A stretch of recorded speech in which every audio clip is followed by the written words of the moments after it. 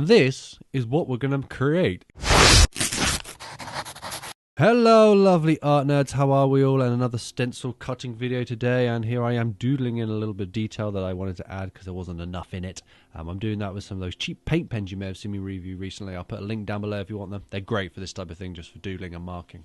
This layer is the mid-tone layer, the middle layer, the base of everything. Everything comes off of this layer. For me in this painting, this will be the mid-grey, but depending on what tones you use and depending on what colours you're using, that will change. These lines are always much bigger, much fatter. This is what everything sits on. This is, in theory, your underpainting or your base colour in a stencil form. So if you imagine a bit of hair, this line will be thicker, and then when you do the detail layer, that'll be thinner, and the highlight layer, that'll be broken up normally. What am I doing? I'm doing it on card because I'm sure you're asking card. There is a video on what card I use on my channel, so go and look at that.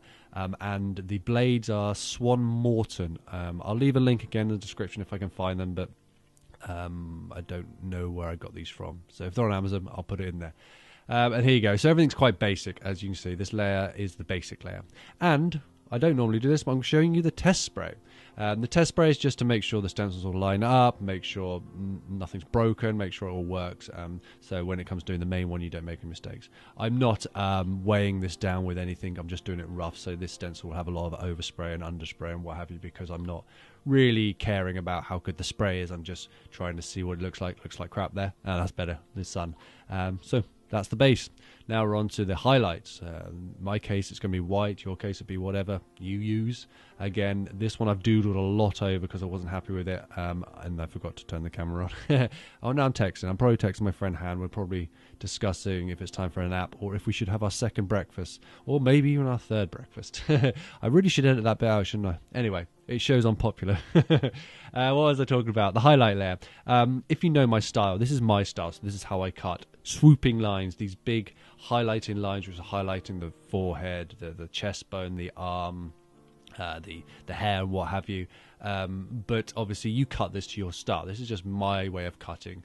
It's very fluid, it's very squiggly, it's not very many hard lines, but there are a lot of stencil artists who do very hard lines, which looks really cool.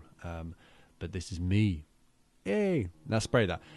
Sometimes I do the highlighting layer last over the black, but this time I'm doing it secondary just to pop her out. I'm using a marble paint here, a marble colour, just because I had it kicking around and I don't use it very much, again because it's a test, and she looks really cool there, really happy with how she looks. And now we're on to the black layer, or the detail layer, and my head is in the way. I'm very sorry, I always forget the camera's there and then forget to change it because my big old head's in the way. But anyway, just look through my head. Get off your phone. The detail layer. So this is the eyelashes, this is the creases, this is the hair strands, this is the wrinkles in your skin, the cracks on your lips, the lines in your eyes. This is the bit that is the detail. For me, I do this in a very comic book style. This is my styles, but again, you can add a lot more detail. I go back in later on with paint and pens, as you must know, to add the final detail. But if you're being a pure stencil artist, this is the layer where you will put really lots and lots of little detail, and you need a very, very sharp blade for this, so make sure you keep your blades up to date and buy them in bulk. But she's looking cool. This is Jenny, by the way. Hello, Jenny. Jenny is modeled in lots of my paintings. You probably would have seen her. And this painting is stencil is a portrait, but it's part of a bigger series. But I thought I'd show you just the face. It's going to have hats and stuff added to it when I do the final painting. And now we're going on to the black layer. She looks cool there.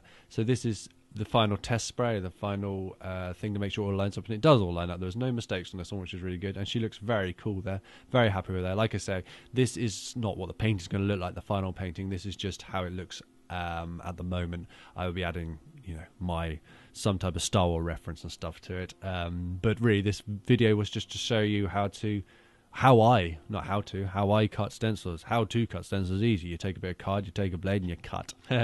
So anyway, I hope you enjoyed this video.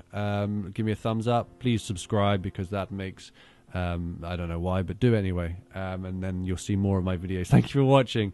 I shall see you soon. Bye!